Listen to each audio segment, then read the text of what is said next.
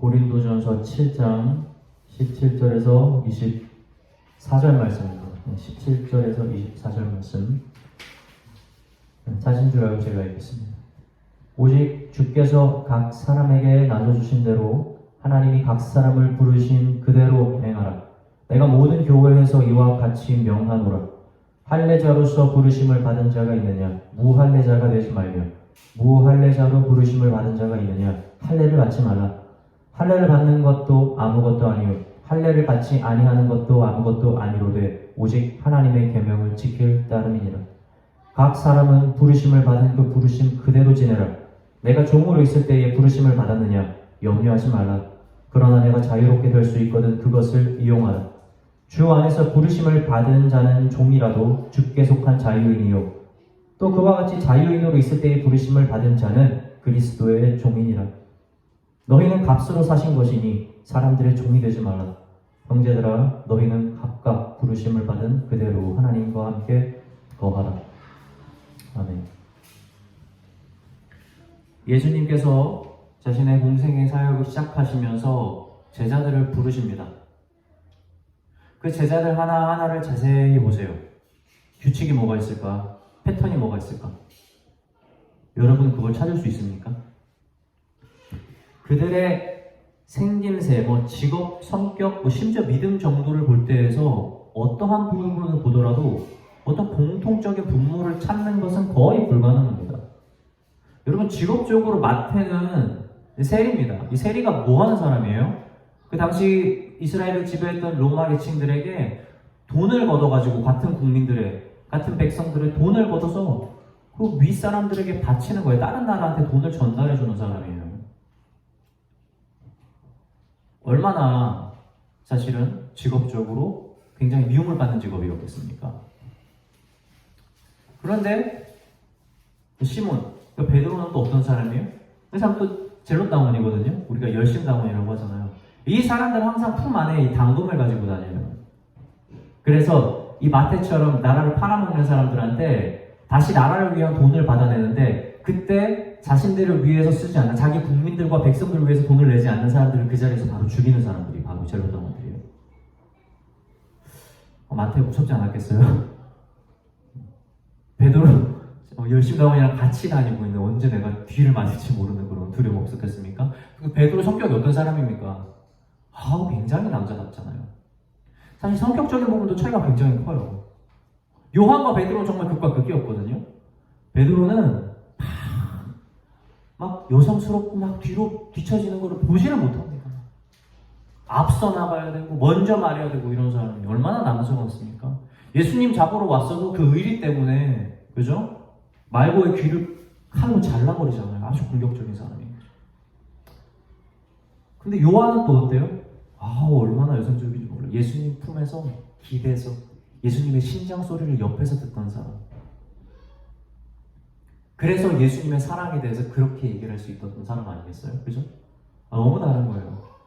믿음 면에서는 그러면 제자들이 다 믿음 있습니까? 웬걸요? 가룟 유다 보십시오. 나중에 돈을 사랑하는 마음을 결국 돌이키지 않아서 예수님을 파는 자가 되지 않았습니까? 달라도 너무 달라요. 그러면 예수님은 전부 다 약한 자들만 골랐을까요? 우리 약한 자의 편이 되시는 우리 예수님께서? 아닙니다. 가난한 사람들 부른 것 같은데 그렇지도 않아요. 요한과 야고보는 형제잖아요? 이 두 사람은 부자였어요, 그 당시에. 그래서 예수님의 사역 때 그 가정에서 진짜 많은 부분들에서 지원을 해줬거든요. 예수님이 그런 말도 하잖아요. 낙타가 바늘길을 통과하는 것이 부자가 총을 가는 것보다 더 쉽다는 말씀하지 않습니까? 부자를 부르지 않을 것 같은데 웬말이에요. 요한은 예수님의 수제자 아니었습니까? 예수님 십자가에 달려 돌아가실 때까지 결국에 끝까지 옆에 두고 자신의 어머니를 맡긴 사람이 요한이에요. 요한 부자였습니다. 완전 달라요. 공통 분모를 찾을 수가 없어요. 다시 말하면 제자로 부름받기 위한 특별한 조건이라고 하는 건 존재하지 않습니다. 그러면 제자들이 나중에 성령으로 충만함을 받아서 변화되지 않습니까? 모두가? 그럼 그들의 모두의 변화된 모습이 다 똑같았을까요? 그렇지 않아요. 제자들은 잘 보면 자신들이 성령을 받아서 변화된 것은 맞는데 그들이 가지고 있는 장점을 사용을 합니다.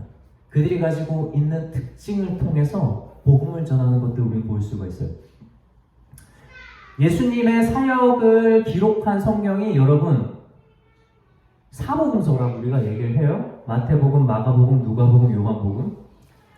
유일하게 요 사복음서가 같은 시간대에 똑같은 사건을 두고 4명의 사람의 관점을 가지고 기록을 한 거예요. 그런 성경은 성경에 없어요, 지금. 그런데 같이 있는 겁니다. 이 4명의 사람이 같은 사건을 두고 자신들이 보는 관점에서 서술을 하는 거예요. 물론 목적이 있어요. 각자가 쓰는 목적이 있잖아요. 누구는 보내는 편지의 대상이 왕이 되기도 하고 그렇잖아요. 그러니까 각자 다르기도 해요. 그리고 또 쓰여진 시대가 다르니까 서로가 서로를 보완하기도 했을 겁니다. 그럼에도 불구하고 사복음서는 각자가 가지고 있는 시선대로 예수님이 행하신 모습들을 그리고 있다는 것을 우리는 발견할 수가 있어요. 마태는 무엇에 대해서 얘기합니까? 마태는 왕이신 하나님, 계보를 봐서, 그렇죠? 계보를 쭉 이으면서 우리 예수 그리스도는 왕이다 라는 것을 이야기를 하고 있죠. 마가는 무엇을 얘기를 합니까? 섬기는 예수님을 얘기해요. 계속해서 사람보다 낮아지는 예수님, 사람으로 인해서 핍박받는 예수님, 사람으로 인해서 고통받는 예수님의 모습을 그립니다. 그럼에도 불구하고 끝까지 섬기는 우리 예수님. 그럼 누가는 무엇을 이야기합니까? 우리의 친구 되시는 예수님. 늘 우리의 곁에서 우리를 늘 도와주시고 힘을 주시는 분. 이렇게 얘기하죠. 요한은 무엇을 얘기하죠? 하나님의 동등하신 우리 예수님. 다시 말하면 신적 권위를 그대로 부여해 줍니다. 이분은 하나님의 아들이다. 그리스도시다. 이것을 이야기를 해요.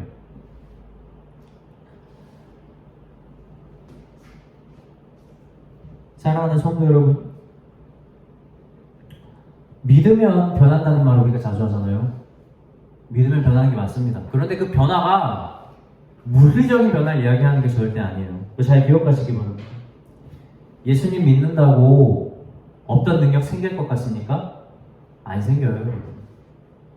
목사님 믿으면 하나님 능력 주소 능력 생기잖아요. 그거는 하나님이 여러분들을 위해서가 아니라 여러분들을 사용해서 자신의 뜻을 이루기 위해서 성령의 충만함으로 특정한 때에 주시는 은사와 같은 거예요. 여러분, 그게 능력이고요.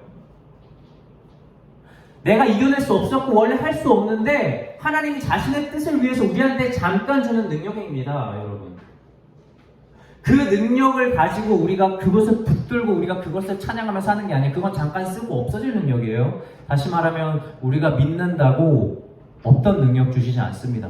그러니까 여러분, 능력을 위해서 기도하지 마세요. 안 주십니다.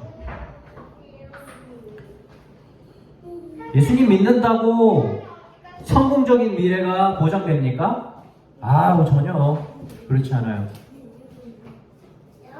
예수님 믿는다고 우리의 미래가 완전히 성공된다고 볼 수가 없어요. 아까 제가 제자에 대해서 얘기를 했었잖아요. 그렇죠? 아까 누가 형제라 그랬냐면 요한과 야고보에 대해서 제가 말씀을 드렸습니다. 이 두 사람의 특징이 있잖아요. 나중에 이렇게 얘기하거든요.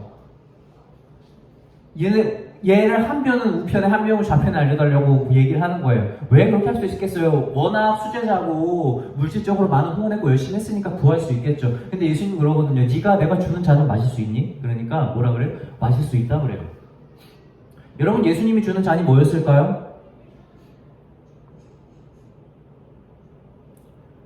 야고보는 제자들 중에 제일 빨리 죽었어요. 순교를 가장 먼저 합니다. 예수님이 주는 잔이 그런 거예요. 요한은 웃기게요, 유일하게 모든 제자들이 순교하는 가운데 마지막까지 순교하지 않은 자가 되었어요. 그게 예수님의 잔인 거예요. 일찍 죽냐 늦게 죽냐, 얼마나 화려하게 사냐 비참하게 사냐, 여러분, 이걸 가지고 하나님은 여러분들한테 성공이라고 생각을 하지 않으시는 분이세요. 그분은 오늘도 기쁘게 여러분의 삶을 여기서 끝내고 데려갈 수 있는 분입니다. 그럼에도 불구하고 그것이 기쁨인 것이라고 말할 수 있는 분이 하나님이에요. 그래서 여러분, 성공을 한다고요? 믿는다고? 여러분, 착각하지 마세요. 성공 주지 않습니다. 예수님 믿는다고 건강을 주십니까? 아니요, 건강 안 주십니다. 지금 이 고린도전서를 쓴 바울도 너무 힘든 건강에 문제가 있어가지고 복음을 전하는데 걸리니까 그거 없애게 해달라고 3번 기도하지 않습니까? 그런데 하나님이 뭐래요? 네 은혜가 내게 족한 줄 알아라고 말해요. 아니 너 됐어. 난 너 약한 그걸로 쓸 건데 네가 무슨 말 하는 거야? 그냥 약해. 그냥 아파해라. 그걸로도 너의 은혜가 족하다고 말씀하시는 분이 우리 주님이신 거예요. 건강해진다고요? 건강해야 은혜가 된다고 우리가 우리 속이는 거죠. 믿는다고 하나님께서 우리의 물리적인 상황 변화시킨다는 기대하지 마시기 바랍니다. 하나님은 한 번도 우리에게 이렇게 말씀하지 않아요. 나는 너의 무엇을 쓸 것이다 라고 말하지 않아요. 하나님 뭐라고 말씀하시죠? 나는 너를 있는 모습 그대로 쓸 것이다. 성경은 언제나 이렇게 말합니다. 오늘 본문 말씀에서 뭐라고 하죠? 네가 혹시 할례를 받았어? 그럼 할례를 받았으면 할례를 받은 모습을 없애려고 노력하지 마. 만약에 할례를 안 받았어? 할례를 받으려고 하지 마. 있는 모습 그대로 있어.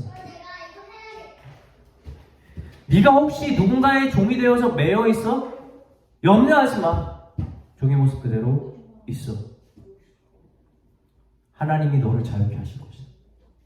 네가 혹시 자유인이라?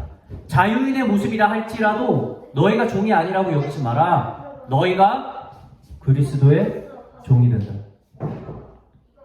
지금 바울이 하고 싶은 말이 무엇이에요?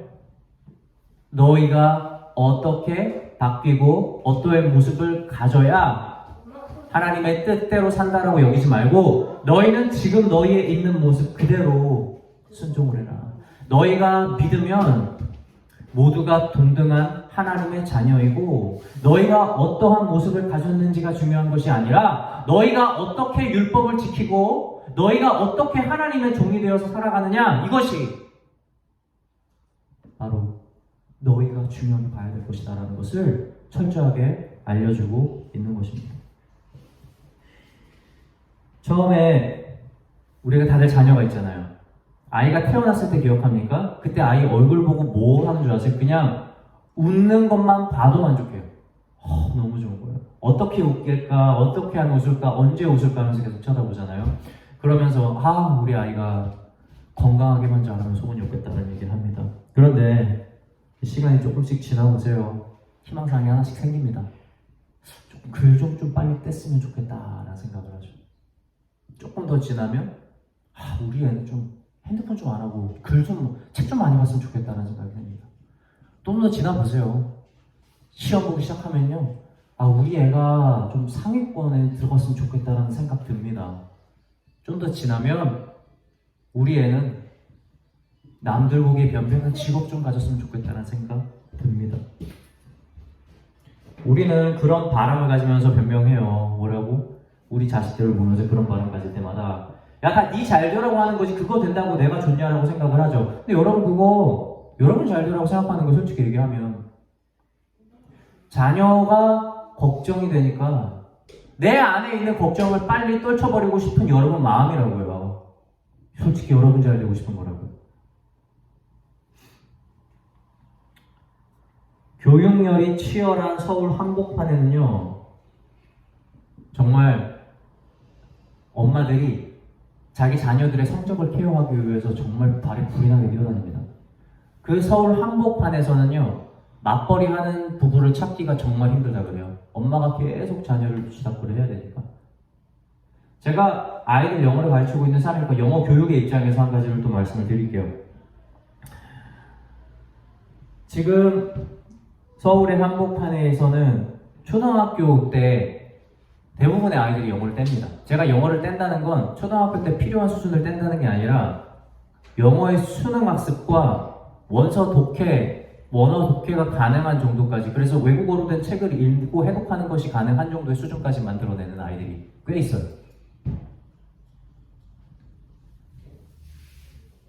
부럽습니까? 교육부에서 정한 수준이 있어요.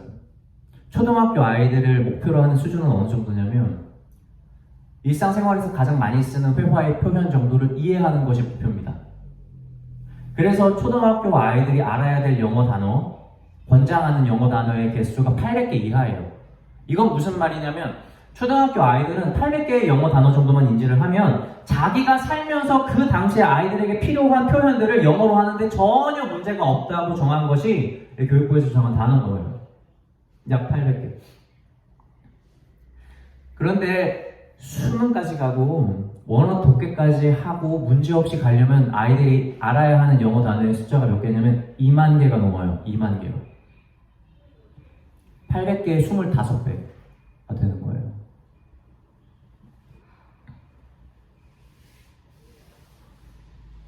여러분들이 그 2만 개의 단어를 보면 어떤 생각 드는지 아세요? 솔직히 이런 생각 들어요. 영어가 아니라 한국말로 봐도 진짜 이런 단어까지 내가 왜 알아야 되나 하는 단어도 있어요. 심지어 한 번도 입에 담아보지 않았던 단어가 나옵니다. 근데 여러분 지금 초등학생한테 그걸 암기시키는 거예요. 이것이 부러운 일입니까? 교육부에서 선행학습을 왜 금지하는지 아세요?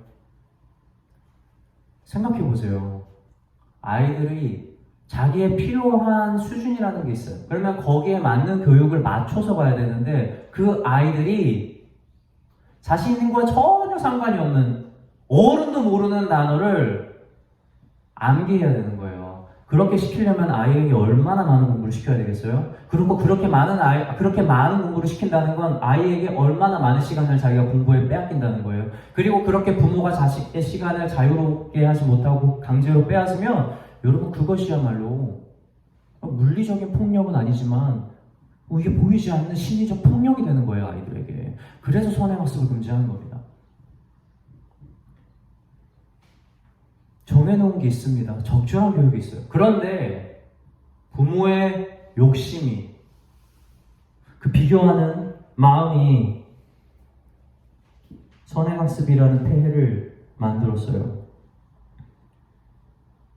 그리고 그 폐해 가운데 아이들을 집어넣는 것을 굉장히 잘하고 있고 그것을 아이를 잘 키운다고 생각하는 시대가 지금 됐다는 겁니다.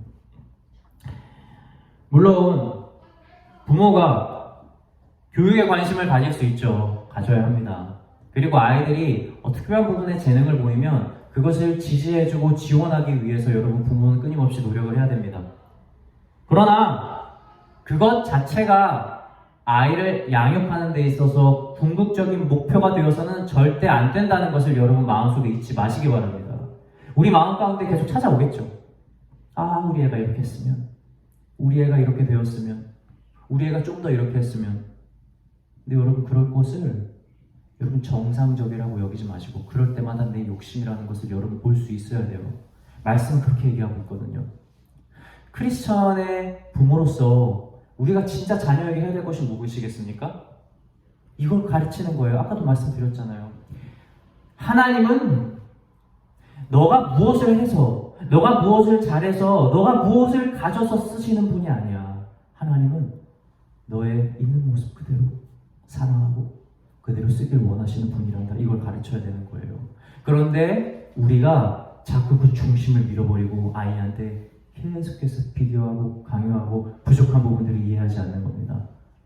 여러분 이런 아이가 나중에 컸을 때 진짜 하나님의 성격을 받아들일 수 있을까요? 하나님의 성향, 우리를 향한 그 사랑을 진짜 받아들일 수 있을 것 같으세요? 저는 이런 아이가 크면 이렇게 될 거라고 생각해요. 나중에 기독교 집안에서 자라도 기복신앙으로 될 거라고 생각해요. 하나님을 믿으면 내 목표가 이루어지고 하나님을 믿으면 내가 원하는 데 취직할 수 있고 하나님을 믿으면 내가 원하는 배우자랑 결혼할 수 있다는 생각을 해서 이쪽에 기도로 빠지지 않을까 저는 생각을 합니다. 목표지향적인 아이.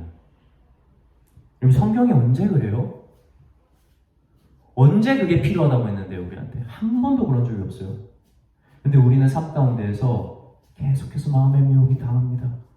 그리고 그것을 실제로 말을 하고 표현을 한다는 거예요. 이것을 당연하게 여기지 마시기 바랍니다. 우리는 믿고 있어요. 자녀의 모습이 다른 아이들에 비해 부족하고 부모의 기대에 미치지 못해도 그것이 자녀의 삶을 해하게 될 것이라고 믿지 않아요. 우리가 정말 자녀의 미래가 해하게 당한 게 뭡니까? 예수님을 믿지 않는 삶이 이 삶을 망가뜨릴 거라고 우리가 믿지 않아요? 그러면 우리가 무엇을 중요하게 생각해야 되는 겁니까? 자녀 교육에서, 그죠? 말씀 중심의 교육인 거예요. 게다가 우리가 어떤 사랑 받았는데 그런 말을 합니까? 우리가 어떤 사랑 받았냐고요? 하나님이 우리를 어떻게 받아줬냐고요? 우리가 다 가지고 우리가 변했을 때 받아줬습니까? 아니요. 아무것도 없을 때, 가장 연약할 때, 가장 아플 때 있는 모습 그대로 받아주신 예수님의 사랑을 받지 않았습니까? 그러면 회개하죠. 왜 우린 그렇게 용서받고 왜 우린 그렇게 사랑받았으면서 우리는 그 사랑을 하지 못할까? 여러분, 반성할 수 있어야 합니다. 하나님은 우리에게 그랬듯이 우리의 자녀들도 그 있는 모습 그대로 기뻐하시고 그것을 받고 그것을 사용하길 원하시는 분이라는 사실을 명심하시기 바랍니다. 우리는 신앙생활을 하면서 끊임없이 하나님을 원하는 모습 위에 우리가 원하는 모습을 교묘하게 더 씌워나가요. 야, 그래도 이 정도 모습은 되어야, 그래도 이 정도 구색은 갖추어야 하지 하면서 하나님의 계획에다가 자신이 바라거나 자신이 상상하는 모습을 계속해서 더 씌워나갑니다. 원래 그래요. 원래 그래요. 그래서 하나님께서 계속 우리에게 뭘 하십니까?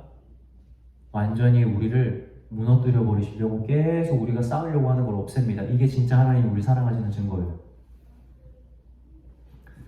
제가 천주교와 기독교에서 가장 큰 차이점을 말할 때 사람들은 성모 마리아 이런 얘기를 할지 모르겠어요. 교황이 있고. 근데 제 기준에서 가장 천주교와 기독교의 큰 차이는 뭔지 아세요? 천주교는 믿음으로 인한 구원의 절반과 사람이 하나님을 믿으려고 하는 노력과 행함의 노력의 50이 결부되어서 천국에 간다고 믿습니다. 그런데 여러분, 기독교는 그렇게 얘기하지 않아요. 전 그래서 기독교를 좋아해요. 단 1%의 사람의 노력이 없어요. 하나님의 크신 사랑을 깨닫고 완전히 자빠지어야 하나님이 우리를 일으키고 우리를 끌고 가는 겁니다. 이게 하나님의 본능이죠. 하나님을 위해서 내가 뭘 한다고요? 아니요. 심지어 하나님을 믿을 힘도 그분이 주십니다. 구원에 대한 능력이 우리에게서 나오는 것이 아무것도 없는 것을 하나님은 가르쳐 주시는 거예요. 그래서 우리가 구원을 기뻐하는 거예요. 그래서 우리가 진짜 하나님을 만나면 절대 떠날 수가 없는 거예요. 그 사랑 앞에 우리가 변할 수밖에 없는 거예요. 내 것을 하나도 더하지 않고 하나님께서 나를 완전하게 하시니까 우리가 삶에서 하나님을 절대 떠나지 않는 거예요. 내 것을 하나도 더하지 못하는 거죠. 나의 것을. 뭐가 자랑스럽겠어요, 우리가 하나님 앞에. 우리가 하나님 앞에 뭐가 잘났습니까? 그런데도 불구하고 우리를 변화시키고 우리를 구원으로 이끌어주신 그 하나님 앞에 거기에 나아가는 것이 기쁨이 되는 겁니다. 골리앗과 다윗이 왜 골리앗과 다윗이어야 돼요? 만약에 그 전쟁에서 이스라엘 군인들 가운데에서 덩치가 크고 힘이 센 군인을 하나님이 사용했다고 한번 생각을 해보세요. 골리앗과 아주 비슷한 군인을. 그리고 만약에 이겼다면 이스라엘 백성들이 이렇게 생각했을 거예요. 50대 50. 하나님이 하신 거 맞습니다. 50. 그러나 그래도 이 사람이 가진 능력이 있었으니까, 쓰임을 했으니까 이 사람의 노력 50. 그렇죠? 그런데 다윗이었기 때문에 사람들은 이것은 하나님이 하신 일이 맞다라고 100%를 의지하는 거예요. 그래서 이스라엘 백성들이 그 사건을 계속해서 대대손손 이어가면서 이야기하고 끊임없이 찬양을 하고 있는 겁니다. 왜 젊은 날에 힘이 있고 지혜롭고 왕의 아들의 신분을 가졌던 모세가 아니라 도망가서 늙어서 지팡이로 양을 치는 모세여야 됐습니까? 출애굽을 시키는 게. 만약 이스라엘 백성들을 출애굽을 시킨 것이 모세의 그 위치였다면, 모세의 힘있고 지혜로운 왕자의 아들 지위에 있었다면 사람들은 생각했을 거예요. 50대 50. 그래요. 하나님 당신이 하신 일 맞습니다. 이렇게 좀 누가 하겠어요. 그러나 그래도 왕자인 자를 사용하시는 당신.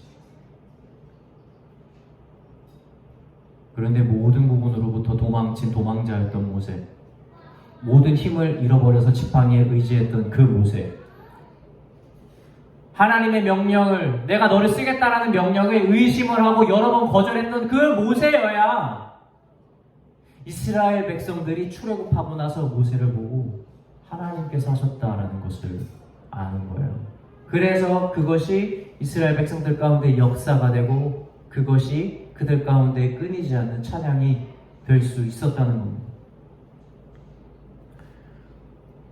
1년에 한 두세 번 정도 극장에 가서 영화를 보는데 그 얼마 전에 그 개봉했던 범죄도시 2라는 영화가 코로나가 시작되고 나서 1000만 영화를 넘겼잖아요. 너무 보고 싶은 거예요. 그래서 레이아가 어떻게 이렇게 기회를 만들어서 아내랑 같이 영화를 보러 갔습니다. 참 액션 영화 중에서 이렇게 범인이 이렇게 불쌍해 보이는 영화는 참 없잖아요. 그래서 우리가 그런 걸로 보려고 가잖아요. 그죠? 근데 이 주인공이 정말 강하단 말이에요. 근데 이 영화가 말이에요. 재밌으려면 만약에 그냥 일반적인 범죄자가 나오면 얼마나 영화가 재미가 없겠어요. 그죠? 그래서 그 범죄도시는 1도 그랬지만 2에서도 정말 극악무도한 범죄자가 나옵니다. 그런 생각이 딱 들어보자마자 만약 내가 저런 범죄자를 만났으면 어떻게 됐나 싶을 정도로 등골이 오싹한 범죄자가 나오는 거예요. 그래야 마지막 액션이 진짜 클라이막스로 다가올 수 있는 거죠. 사랑하는 성도 여러분, 우리의 감독은 하나님이십니다.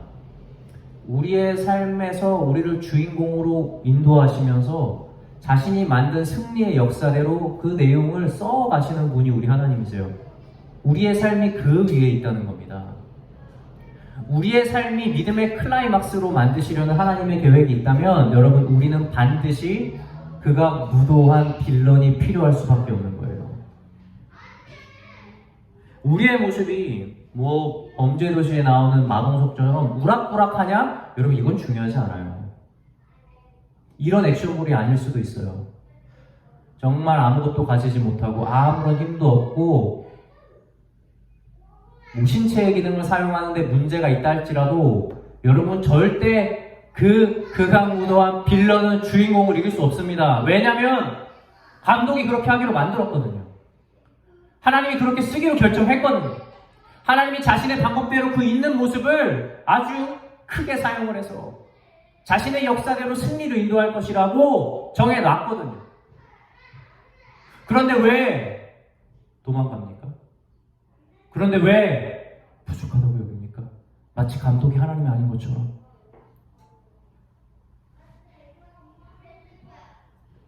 다윗과 골리앗처럼 80이 넘어서 부르심을 받은 모세가 이스라엘의 리더가 되었던 것처럼 우리는 약함이 강함이 되는 역전의 삶에서 감동받잖아요.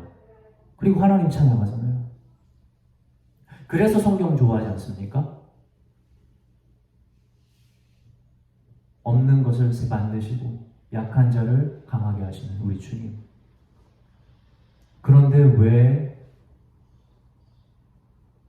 우리는 우리의 약함을 혹은 우리의 자녀의 약함에 대해서 왜 믿음으로 기대감을 갖지 않습니까? 왜 희망을 갖지 못합니까? 말씀을 마치고자 합니다.